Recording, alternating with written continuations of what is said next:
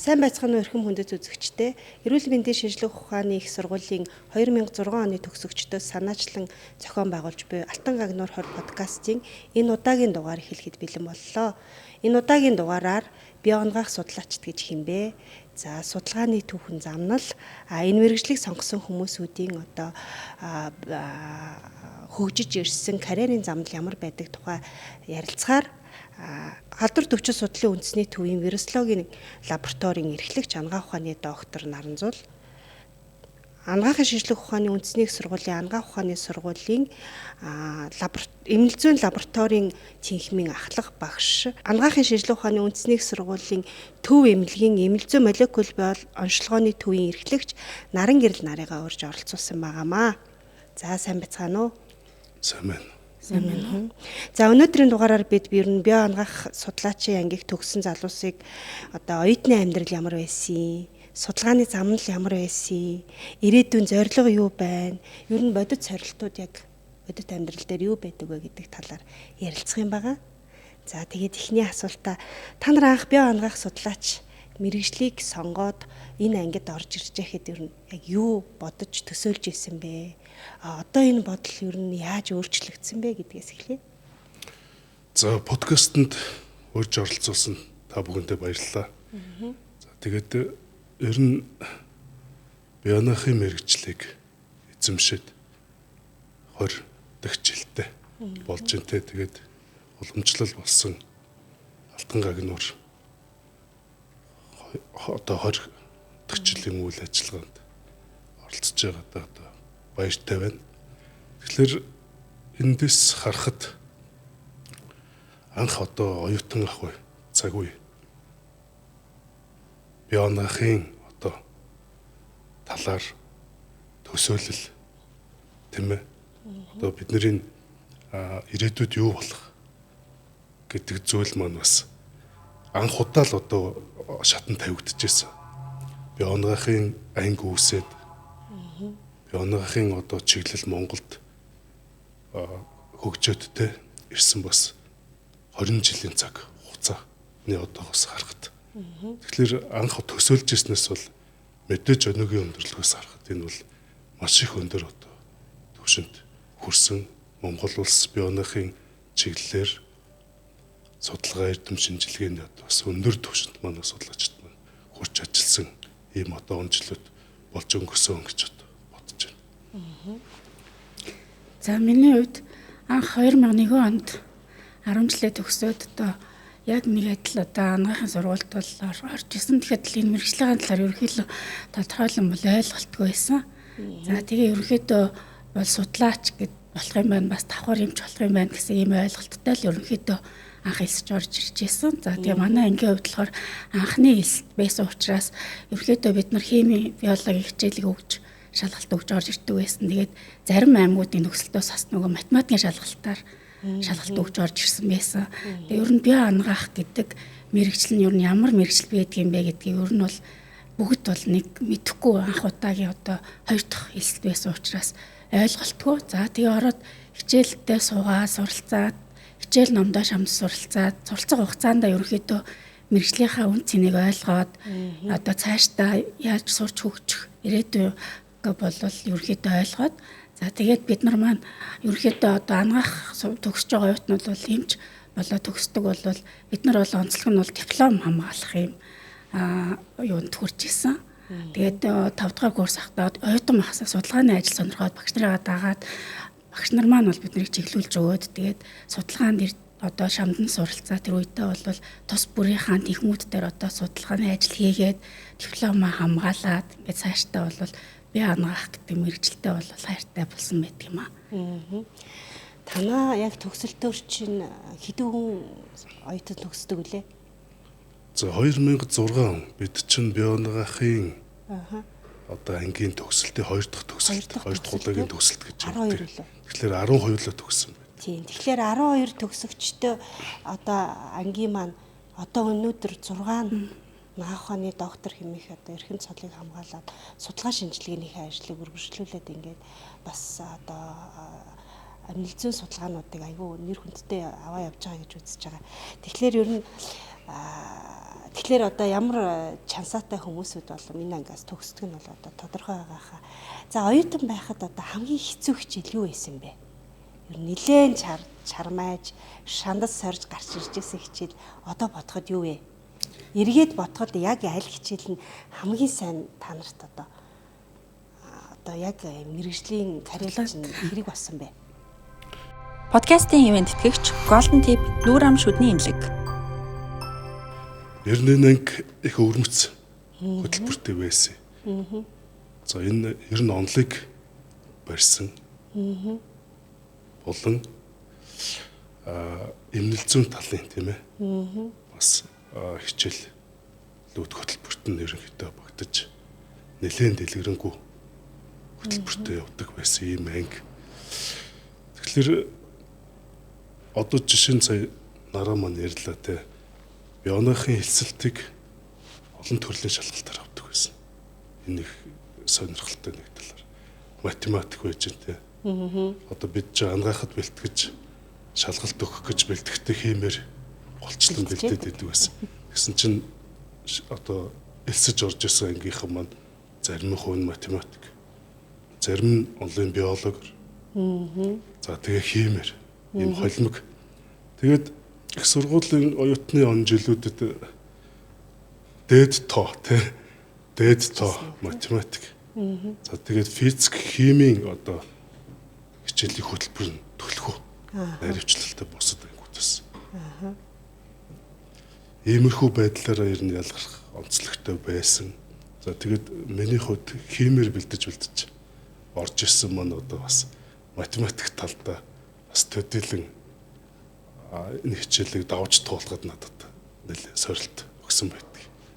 Миний хувьд тий. Тэгэхээр одоо төсөөлж байгаагүй юм маань ороод ирэхгүй тий. За их сургуульд ороод би бол математик үзэхгүй юм байна гэж бодоод явж ирсэн. Дээд тоо үзээд 2 жил. Дээд тоо ядуурлын харьцааны онол гэх мэт тий. За тэгээ өөрмөц био кибернетик. Химийн одоо хичээлийн олон хувилбарууд физик бас дагна орж ирж ирсэн юм өөрмөц онцлогтой дээр нь бас нөгөө хэлний одоо хичээл авах байдал нэрээ төлөхгүй юм уу гэж боддог байсан. За миний хувьд одоо ингээд санахаар 1-р курст орж ирээд өстой наранцтай хэлснээр хими хичээл үздэг. Ер нь хими биологи голдуу үзнэ гэж бодож байтал шал өөр байсан. За тэгээд хамгийн ер нь хэцүү санагдчих байсан тухайн үедээ хичээл анатоми хичээлээс. Яс булчин гээл чэйжлээл тухайн үедээ нөгөө бид нар лэж юу бэлтгэх гээл нэг 100 айл руу явж гипс юу цоглуулж ирээл ингээл автобусандаа төөрөөл бас нөгөө дөнгөж хотод орж ирсэн тий бас чиглэл эднэрээ мэдхгүй ингээд тэгээ шүнжэнгөө одоо нөгөө чэйжилж методик цагаан методик шар методик номнуудаас одоо яс булчингаа чэйжилж хондог. Тэгээд эднэрээ дандаа латин хэл дээр уншдаг тий. Тэгээд тэр онцлоод бас нэлээд бас сэтгэлд ингэж үлдсэн байна. За мөн одоо манай ангийнхан бол тэр дээр бас математикийн тэр шалгалтыг бас нэлээд хүнд ангиараа бас нэлээд шартай жижигдэг гэж бэлдэж өгч ийсэн. Яагаад тэгэхээр бас бидний бас төсөөлж байгаагүй хичээл байсан учраас тэгээд хими хичээл бол бидний хувьд бол бас хялбар мэт боловч бас яг анаах дөрөв төсгөр бас гүнзгийрүүлээд бас уран төрлийн аналитик хим, органик хим, ерхий хим гээд 3 төрлийн химийг бас үзчихсэн тухайдаас лээ. Ер нь анаахт ер нь баг оюутнууд завгүй номын сан голдуу тий ийм цаг хугацаа өнгөрчихсэн байна. Тэгэхээр манай онлайн суурьа үздэг тэгээ бие онгох судлаачд бэлдэх хөтөлбөр маань бол бас шинжлэх ухааны хичээлийг нэлээд наривчлалтай үздэг байсан. Өнөөдрийн олон судлаачид бэлтгэгдсэн бас суурь болж исэн баха. За лаборатори дээр яг хэддгээр курсээсээ гардан үйлдэл хийдэг вэ? Ер нь лабораторийн өрөөнд пэлдэж байсан туршлага бий юу? Тэндээс ер нь яг ямар одоо юг сургамжийг өөртөө авч ер нь үлдэжсэн бэ? Подкастын ивент тэтгэгч Юмэд гол сайхны мэдсэслийн имлэг. За нэг наран гэрэл. За ерөнхийдөө бол 1-2 дугаар курст бол онлайн хичээлүүд голдуу ороод дандаа унших, цээжлэх юм хичээлүүд байсан. За ерөнхийдөө 3 дугаар курсээс илүү гардн дадлага хийх одоо молекул биологи, микробиологи гэдэг тийм ээ яг ард нь дадлагын хичээлүүдийг бол лабораторид ороод хийдгээс миний хувьд бол микробиологи дээр нөгөө одоо өсгөр хийх гэж нэлээд вэлдэжсэн. Чадахгүй тий тэгэж одоо нэлээд хийж байж сурж байсан. Молекул биологи одоо маш нарийн одоо битгэхтэй ажиллагаас хүсүүлээд бас айгүй тийм лабораторид гардуу үйлчлэх тийм үйлдэлүүд бас жоохон хэцүү байсан. Тэгээ ерөөхдөө яг дипломын ажиллаа хийх гээд одоо эмнэлгүүдээр ингээд эмнэлгийн яг нэг эмнэлзүүтэйгээ холбогдоод лаборатори руу очиод бас яг аппарат хоног төхөөрөмжн дээр ажиллаад ингээд сурчхад бол цаашдаа бол илүү сонирхолтой, илүү хэлбэр болж эхэлж ирсэн. Өнөөдөр ашвисын төв эмнэлгийн эмнэлзүү молекул биологийн лаборатори эрхлэгч хийж ийн гэдэг чинь одоо тэгэл анх л яг 3 дугаар курстэй анх ингээд бүр хичээж хармаад сурж исэн одоо тэр туршилтууд маань өдөр тутмын амьдралд бол хэрэг болж байна гэж ойлгож болохоор юм тий. Ер нь бол тэгээд миний хувьд болохоор ерөөхдөө бол нөгөө одоо би анх судлаач мэрэгчлэр төгсөөд за тэгээд ерөөхдөө нөгөө тухайн одоо оюутнууд маань яг сурсан чиглэлийнхаа дагуу техникүүд дээр диплом хамгаалт төгсөөд за тэгээ магистр сурахын сурахгүй нь бол одоо яг ажил дээр гарч исэн. За тухайн үед миний хувьд болохоор яг хаана ажилд орох вэ гэж төгсчөөд одоо тухайн үед яг би ангаахын мэрэгчлэлтэн гэдэг одоо судлаач гэдээ очихоор бас яг төдийл ажлын байр бас хомс байсан. За тэгээд явж байгаад нэг эмийн үйлдвэрт Монгол Сено жижигхэн хятад эмийн үйлдвэр гэсэн. Тэнд яг микробиологч гэдэг одоо ажлын оронтой байна гэж багш маань одоо олж өгөөд очиж уулзаад бол яхад бол анх ажлын гараа маань тэгж эхэлчихсэн микробиологч гэдэг. Тэгэхээр микробиологч ажлын байран дээр шууд очиход бол микробиологийнхоо судалгаануудыг хизээний эзэмшсэн байсан гэсэн үг тийм протоколоо сайн. Ерөнхийдөө бид нар төгсчөөд ерөнхий төгсөөд төгснөхийн дараа бол тэр нарийсч одоо сурдаг. Тухайн үедээ бол нөгөө яг ажил дээр очиж ажлын байран дээр очиж сургаад 14 хоног дадлагжуулаад тэгээд бол сургалж эхэлж ийсэн. За тэгээд ерөнхийд цаашдаа яах вэ гэд явж байгаад одоо магистрт орох шаардлага гараад ер нь төрөлх сургуультай багшаар үлдэх тухайд нөгөө нэг биохимийн тэнхэм дээр одоо энэ шогш маань бол миний дипломын ажлыг удирдахч байсан. Тэгээд цаашдаа бол яг биохимийн чиглэлээр одоо магистрийн ажлаа хамгаалаад тэгээд багш болох суурь маань бол тэндээс тавигдчихсан. Лабораторийн хүн бол ер нь лабораторид баримтлах дүрм журмнаас эхлээд маш нөхцөлтэй байх хэрэгтэй. За тэгээд энэ талбарт хөл тавихтаа анх бид нар чинь энэ лабораторийн шил савуугадаг те. Хариуцлага чалдвар хөтгдөг эндээс эхэлдэг байхгүй. Ерөөсөө хамгийн одоо анхан шатны цэгээс гэх юм уу те. Тэгэхээр шил угааж эхэлдэг. За тэгээ 2 жил лаборант хийн шүү дээ. Лаборантын ажлыг хийн. Ингэжж одоо лаборатористд мэдрэмж өсдөг. Лабораторийн бол онлын нарийн мэдлэгтэй байхаас гадна маш мэдрэмж сайтай байх хэрэгтэй. Тэгэхээр логик сэтгэлгээ маш их шаарддаг. Онл шинэ мэдээлэл, шинжлэх ухааны өгөгдөл баримтуудыг байнга шинжилж одоо цодолж ажил одоо энэ дээр ажилладаг байх хэрэгтэй. Тэгэхээр одоо нөгөө судалгааны одоо юу чинь бол вирусологч тийм ээ. Яг энэ талаа ингээд одоо үзэгчтэй дэлгэрүүлээд ярил. Яг би их сургуулаа төгсөөд бионихын сургуулаа төгсөөд 2006 оноос шууд алдар төвчин судлалын вирус судлалын алдар төвчин судлалын үндэсний төвийн вирусологийн лабораторид ажиллаж эхэлсэн. Тэгээд сорцын дагалдах бичиг анх яаж шивхүү гэдгээсээ сорцын мэдээлэл цуглуулахаас бүх юмыг эхэлж байгаа тийм шил сав угаах барих байдлаар. За тэгээд 2 жил ажилласны дараа вирус судлалын одоо судлаач хэмжээ болох курс гэдэг манай төв дээр хийгддэг байсан тийм сургалтанд 6 сараас 1 жилийн сургалтанд хамрагдаад тухайн үед одоо бидний одоо эрхэм хүндтэй багш нямдаа актемч тийм ээ байдаг байсан бид нарыг сурч чиглүүлдэг ийм хүмүүс байдаг байсан. Бидний одоо өдөртөмж зөвлөгөөний дагуу тийм вирус судлалын лаборатори төр яаж ажиллах вэ? вирус судлалын лаборатори хийгдэх ёстой юм нь юу вэ? Бол чухал зорилтууд нь одоо юу байх вэ гэдгээс суралцж эхлэхэд байхныхаараа хийгээд 2 жил лабораторийн одоо лаборант техникч гэж ярьж байгаа юм. Техникч хийж чад вирус судлаач болсон. Тэгээд тасралтгүй энэ салбарт нь 20 дахь жилдээ ажиллаж байна л да. Тэгэхээр энэ вирусологч гэдэг маань одоо яг би бол дотрын эмч ахгүй юу? Дотрын эмч биднэрт айгүй их гоё тийм гаргалгаа өгдөг. Бид нар сар болгоно одоо юу гэдгийг нөгөө томоо дэгдэх үед л хамгийн түрүүнд л томоогийнхаа төв рүү уцтаж асуудаг.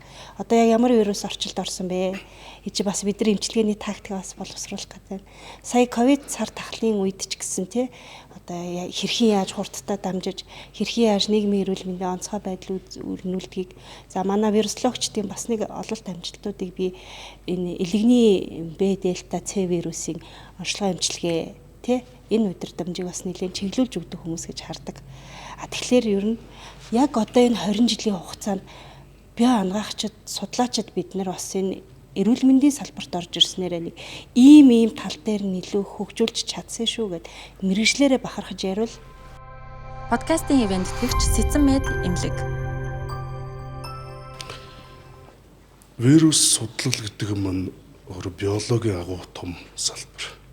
За тэрний тасаа ярьлаа те. Нэг ихэнх хэсэг нь вирус судлалын амьсгалын замын вирус судлал. Гепатит, интервирус гэх мэтчлээ цаашаа салаад явбал маш өргөн зарх хүрээд. Яг хөө миний хувьд бол амьсгалын замын вирус судлал том уу. Томоогийн одоо томоо болон амьсгалын замын вирусын талаар судалгаа хийсэн. Судлаан дээр ажилладаг.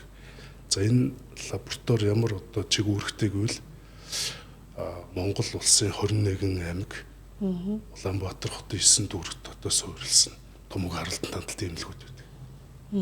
Тэдгээр нь сорьц аваад үндэсний одоо вирус судлалын авалга лабораторид одоо өөрөнд чирдгээр ямар вирус эргэлтэнд явж байгаа тийм ээ. Энэ 7 хоногт ямар вирус өсөж өнгөрсөн сард ямар вирус дэгдэлт үүсгэж хүн амын популяцид гэдгийг ерөнхийдөө дандах ийм үйл ажиллагааг одоо хэрэгжүүлдэг. Одоогоор 20 орчим төрлийн одоо бидний хүмүүст тийм ээ өвчин үүсгдэг вирус том төстэй вирусууд байгаа. Тэрний тандалт глобал төвшөнтэй уялдаж одоо хөл нийлүүлж Монголд бас хэрэгждэг ийм үйл ажиллагааг явуулдгийн нэг жишээ бол COVID-19 зар тахал байсан. За энэ дээр бид бие оноохын мэрэгжлийн байр суурьнаас онцгой бас чухал үүрэг гүйцэтгсэн гэж үздэг. Яг үнэ. Тэгэхээр яг хуу дурдаад хийсэн зүйлээсээ ярих юм бол бас олон юм байгаа. Тухайн үеийн цагийн байдалтай холбоотойгоор өвчний тахлын дэгдэлттэйгээр холбоотойгоор Монгол орн дээр аймаг орон нутаг бол аймаг орон нутгийн түвшинд, дүүргийн түвшинд оншилгоо тандалтын үйл ажиллагаа хэрэгжүүлэх шаардлагатай болж байна. Олон молекул биологийн лабораториуд зохион байгуулагдсан. За энэ лабораторийн урсгал зохион байгуулалтыг одоо мэрэгжлийн үүднээс хангах заавар зөвлөмж боловсруулах. За тэдгээрт байгаа эмч мэрэгжилтнүүдийг одоо молекул биологийн шинжилгээнд сургах гэх мэт үндсэн юмнуудыг одоо зааж хэрэгжүүлсэн бас нэлээд том одоо ажил болсон гэж үздэг. За манай молекул биологи судлаачийн хувьд бас тий нэлээд шин төвшний онцлогооны арга аргачлал гарч ирснээр хавдар судлалын шинжилгээ ухааныг бол агсан төвшөнд бүр эмчилгээ хүртэл удирдах төвшөнд хүрсэн гэж хардаг байхгүй. Тэгээ энэ талаар сайхан мэрэгчлээ сурталчлаад ярил. Тэгээ одоо нөгөө анхаа одоо төгсөөд одоо 6-20 жил болж байна тий. Энэ хугацаанд бол маш хурдтай хөгжиж байна тий. Тэгэхээр манай одоо ангийн хувьд бол 6 доктор төрсэн байна. Тэгэхээр би анаа салбарт бол тусынхаа чиглэлээр судалгааны ажлыг бол хийгээд тоо нэмрээ оруулаад явж байгаа. Жишээлх юм бол Япон улсад бол манай ангийн 2 хүүхдүүд нь одоо хавдрын эпигенетик болон молекул урьдчилгааны чиглэлээр бол докторийн судалгааны ажлаа хийгээд за Монголдо тэр судалгааныхаа арга гаргалыг батлуулад хийгээд судалгааны ажлаа хийгээд цаашдаа шавнараа бэлтгээд ингээд тоо нэмрээ оруулаад явж байна. За мөн одоо Австрийн одоо Вен бас манай ангийн их бэлэг бол доктор хамгаалсан анхны одоо Монгол оюутан гэж сонссон. Тэгэхээр маш их одоо бахархаж байгаа. Тэгэхээр ерөнхийдөө одоо манай улсад бие анагаах судлаач гэдэг мэргэжил бол аль хэдийнэ одоо бэлтгэлтэй одоо ирсэн. Тэгээд яг одоо ашуусын хувьд гэх юм бол одоо анагаахын лабораторийн салбарт бол ерөнхийдөө хүний нөөцийн хувьд бол 3 одоо юм чиглэлээр бол бэлтгэж байгаа. Нэгдүгээрт нь одоо лабораторийн техникч гэж сая наран жилийн ярьсанчлан ороод л одоо нэг гардам үйлдэл ажилбаруудыг хийдэг тийм ээ. Лабораторийн технишн гэдэг мэргэжлийг одоо 3 жилийн хугацаатайгаар ингээд сураад бол бэлтгэж байгаа. За дараа нь бол бие анагаах судлаач маань 5 жил сураад за бие анагаахын мэргэжилтэн гэдэг төгсөө бие анагаах судлаач гэж төгсөө цаашаа бие анагаахын мэргэжилтэн гэдэг ерөнхийдөө 5 чиглэлээр нарийсаа 6 сар суралцж байна. За мөн одоо эмнэлзэн эмгэх судлаач эмч гэх тийм ээ. Одоо бид нарыг оруулж эрсдэн 2 жил сураад бол лабораторийн эмнэлзэн эмгэх судлаач эмч гэж мэргэжлийг бол төгсгөөд ингээд бэлтэж байгаа. За тэгээд цаашдаа бол энэ лабораторийн эмнэлзэн онцлогооны чиглэл маш хурдтай. Одоо бид нарыг төгсөж явах үед бол хагас автомат анализатор дээр л онцлогоо хийдэг байсан бол одоо бол бүрэн автомат болсон байна. За мөн одоо нөгөө онцлогоонд AI-нууд маш ихээр орж ирж тийм ээ. Өрнөөс өрсөн сэргийлэх тийм ээ. Хавдрыг тусгаас өмнө одоо сэргийлэх. Тэгээд туссан хойно тэгэл одоо эмчилгээг болсон 2-3 дахь шатандаа орсон хойно биш. Одоо бүр одоо хавдрын та бол хавдар тусаж болцшгүй байшгүй гэдгийг бол ингээд гарах төвшний хэмжээнд бол хүрсэн байгаа. Подкастын ивент гэгч цагаан уул эмэгтэйчүүдийн эмнэлэг. Тэгэхээр өнөөдрийн бие анагаах судал маань зөвхөн одоо өвчнийг онцлох төдийгүй эмчилгээний заавар тактикийг боловсруулж өгөх төдийгүй ирээдүйд одоо хөгжих бодгалцсан анагаах ухааны бас нэлээд том суурь манай бие анагаахч судлаачдын одоо нүүрх одоо мэрэгжлийн карьерийн ахилт дээр бас явах байхаа гэж ойлгодог байхгүй юу. Яг одоо яг Монгол улсад одоо бие анагаах судлаач байхын давуу тал эсвэл сул тал байна уу? Анх бол та нарын хахад бол ажил ингээ хайж яхад болтохгүй хүмүүс бас нэг сайн ойлгохгүй тэгээ шал өөр газар эмийн чиглэлээр очижсэн гэдгсэн. Одоогийн бие анагаах судлаачдад тэгвэл ямар нэгэн сорил үүсэх үү? За одоо бие анагаах судлаачаар төгсгöd бол ажлын байрны тодорхойлолтын дээр бол тодорхой гарчихсан. Тэгэхээр ерөнхийдөө бол бие анагаах судлаач ажлын байр бол эрэлттэй одоо тэргүүлэх одоо мэргэжлүүдийн жагсаалтанд бол явж байгаа. Тэгэхээр бол эрэлт бол байгаа. Төгсөөд бол давуу тал нь гэх юм бол одоо нөгөө одоо нэгдүгээрт бол англи хэл одоо сайтай байх юм л те. Альцсан оноотой байх юм бол гадаад ихтэй сургуульд цаашаа одоо магистрт, докторт ингээд сураад цаашаа одоо нарийн түвшний молекулын түвшний судалгаа шинжилгээг хийгээд одоо олон улсад ингээд хүлээн зөвшөөрөгдөх эрдэмтэн болох юм одоо давуу тал бол байна.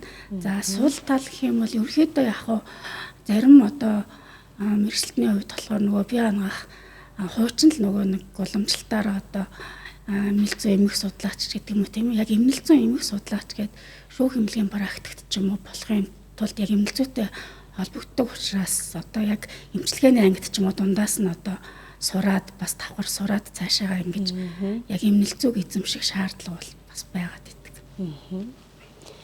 За чамд тулгарч ирсэн бэрхшээл ер нь сул талтай мó гэж бодож ирсэн үе байна уу? Яг уу анагаахын шинжилгээ ухааны үндэс бол олон биологи гэж. Анагаахын шинжилгээ ухааны хөгжлийн түлхүүр бол бие анагаахын шинжилгээ ухаан. Тэгэхээр бие анагаахын шинжилгээ ухаан хөгжөхөд мэдээж бие анагаах судлаачдын нийгэмд эзлэх байр суурь тодорхой тийм үнэлгээтэй байх ёстой. Нэгдүгээрт. За хоёрдугаарт бие анагаахын шинжилгээ ухаан гэдэг энэ зүйл маань өөрөө маш их үнэтэй.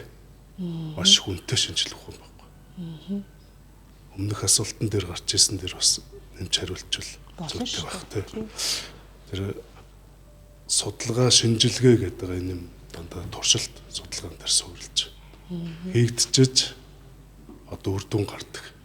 Тэгэхээр нөгөө лабораторийн үйл ажиллагааны фейлдэх зүйл тохиолдож ирсэн үү гэсэн дээр нь өдөр болгон шахуу судалгаа хийж байгаа нь бараг тохиолдож идэг зүйл юм. Тийм болохоор тэрнтэй холбоотой үнэтэй уруулж онцлоор үсттэй энийг зарцуулах ийм юм бол гардаг. Тэгээд үүнээс гадна энэ их ажлыг хийж байгаа биологийн судлаач хүн бол ажлын одоо тэ 6 цагт гэдэг юм уу лабораторийн ажлын хөлсний 6 цагт багтахгүй ажил нь. Тэр энэ хүний ажил гэртэн ч очиод ингээд явагдчихдаг.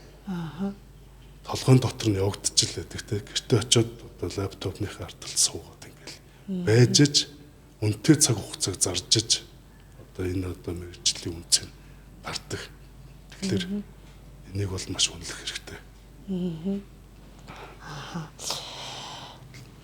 Ер нь гэхдээ ер нь за мэргэжлээ болоод өөр юм хий да гэж бодож ирсэн үе бий юу? Байлгүй л яг. Жишээлбэл одоо бас нэг нийгэмд ач холбогдолтой.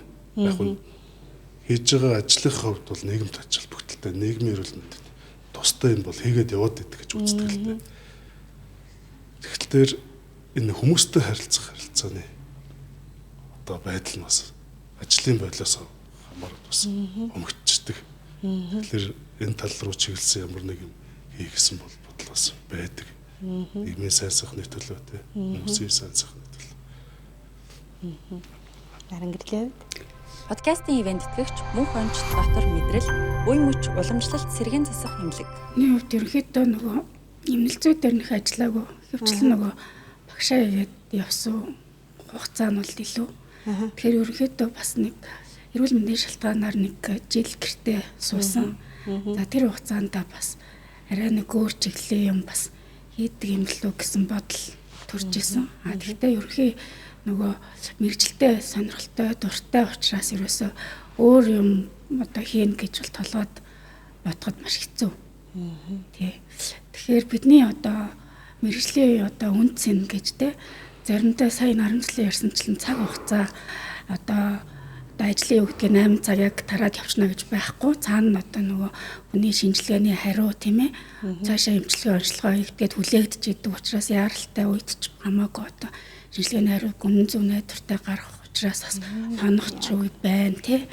Тийм хүнд уууд бол зөндөө байдаг байсан. Тэгэхээр өнөөдрийн одоо эмнэлзэн эмч нарын бидний хувьд бол нотлохоонд тулгуурсан ангаах хон хөгжиж байгаа тохиолдолд ямар нэгэн одоо өөрийн зүүн совингоор ч юм уу эмчилгээ удирдна гэж бол байдаггүй. Бидний бол яг үнэхээр торгон алтан туслагч нар бол та нарын гаргаж өгсөн тэр нотлохоо байдаг. Тэр нотлохоон дээр бид нар хамгийн бодит эмчилгээг хийж өөрийн эмчилгээний үр дүн динамикийг харж ээж өнөөдөр хамтын ажиллагаа гэдэг зүйл маань сайн явж иж хүний эрүүл мэнд бол тэр үнэтэй капитал бол аврагдчихэдэг байгаамаа. Тэгэхээр та бүхний маань бас оролцоо их байдгаа гэж бодож байна. За ирээдүйд ер нь бие онгахын одоо салбар маань хаашаа хөгжлөн чиглэх болоо. Бас нэлээд хөгжих юм шиг надад санагдаад байгаа байхгүй юу? За бие онгахын судалгааны хэдийн төлөв ер нь бол хязгаарлагдахгүй. Хязгаарлагдахгүй. Тэгэхээр одоогийн байдлаар яг үндсэн те 2-3 чиглэл рүү явж байгаа. Оншилгооны одоо арга техникийг сайжруулах чиглэсэн технологи. За биотехнологи, биобэлтгэл юм тийм ээ. За тэгээд биоинформатик гэх мэт. За Монгол улсын хөрсөн дэр гэдэг юм уу те. Одоогоор бие онгахын хөгжлийн бас нэг нэлээд индикаторыг харуулах хүчин зүйл гэвэл биоинформатикийн одоо суурь орж иж байгаа. Тэр нь юунд суурилсан бэ гэвэл яг хөө миний хувьд бол вирус судлалын шинжилгээ ухаан дээр тулгуурласан гэж үзэх юм бол NGS технологи байна л да. Вирусын одоо асар том геномик тийм ээ 30 мянган нуклеотидын урттай одоо генийн дарааллыг уншдаг технологи одоо сая 2020 оноос хойш бид нэвтрүүлсэн Монголд бол хангадагч гэж үзэж болно. За ингэснээр вирусын хувилбар ямар вэ гэдэг.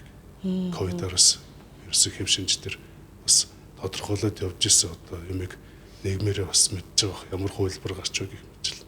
За үүнд суурлаад томоогийн вирус Инсулин замын синстал вирус те аденовирус гэх мэт бусад вирусын удмын мэдээлэл ямар байна гэдэг тэр дүн шинжилгээ хийж иж цаашаа вирус судлалын шинжилгээ өгөх гэж. За хүний геном дээр суурилсан ажлууд ч гэсэн бас чухал байна. Хавдрын генетик байж байна. Хавдрын одоо генийн эрсдэлтэй өрмөц одоо таргетууд одоо бай молекулууд бай удмын мэдээлэл ямар байна гэдгийг онцлогоо. Өнөөдөр бид нар бай тэр уншлагын дээр ч үндэслэж л хавдрын бай эмчилгээ хийж иж тэр өсөлтийг зогсоож ин тийм ээ. Тэгээ өшөө цаашдын эмчилгээний тактик гарч ирж штэ. Шүү. Харангэрэлт нэмэх юм байна. Яг ерөнхийдөө ингээд харахад ирээдүйд бол олон улсад угаасаа шуурцтай хөгжөөд байгаа. Тэгэхээр Монголд одоо гадагшаа тий онцлогдохгүй байгаа одоо хавдрын өвчнөд бусад одоо онцлогооны энэ нарийн технологиуд шуурцтай орж өгчих байх гэж ялангуяа нэг хиймэл оюухан дээр суурилсан тий хавдрыг эрт үед нь илрүүлэх тий одоо энэ эрт үеийн илрүүлэг чиглэсэн юм судалгаа шинжилгээнүүд л маш хурдцтай хөгжиж ирэх байхаа л гэж бодож байна. Манай Алтан агнуур подкастын нэг уламжлал болцсон асуулт байдаг. Энэ маань юу вэ гэхээр яг эрүүл мэндийг дэмжих талаар яг өөрийнхөө мэргэжлэр нэг зөвлөгөө өгөөч гэвэл яг ямар шинжилгээ одоо ямар зөвлөгөө өгөх вэ? Подкастын ивент тэтгэгч Golden Tip нүүр ам шүдний имлэг.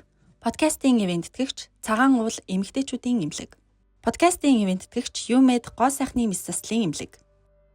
Подкастын ивент тэтгэгч Сэцэн мед имлэг.